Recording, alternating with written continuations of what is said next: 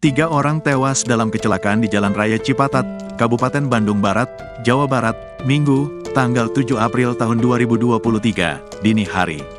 Ketiga korban itu meninggal akibat terhantam truk tangki yang terguling. Mereka adalah seorang ayah, Dede Solehudin, serta dua anaknya, Yasmin dan Sopiah. Saat mengalami insiden itu, korban sedang menaiki satu sepeda motor. Korban itu ayah dan dua anaknya yang mau mudik dari Buah Batu, Kota Bandung, ke sini, ujar kakak ipar korban, Sopandi, dikutip dari Tribun Jabar.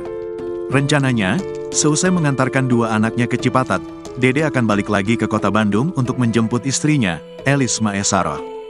Dede dan dua anaknya meninggal akibat tertabrak truk tangki pengangkut minyak sawit.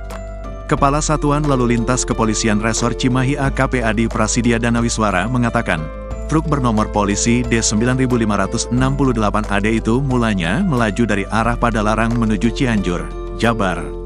Saat melintasi jalan menurun, rem truk diduga tidak berfungsi. Truk oleng ke kiri, lalu menghantam benda keras, sehingga membuatnya terguling. Truk itu melaju dan menabrak sepeda motor yang berada di depannya, sehingga mengakibatkan 3 orang korban meninggal dunia, ucapnya.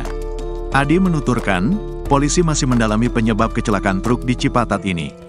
Namun analisa sementara, fungsi rem truk tangki tidak berfungsi, ungkapnya. Kecelakaan di Cipatat ini sempat menimbulkan kemacetan. Selain itu, ruas jalan menjadi licin lantaran adanya tumpahan minyak sawit yang membuat sejumlah pengendara motor tergelincir. Download Tribun X sekarang, menghadirkan lokal menjadi Indonesia.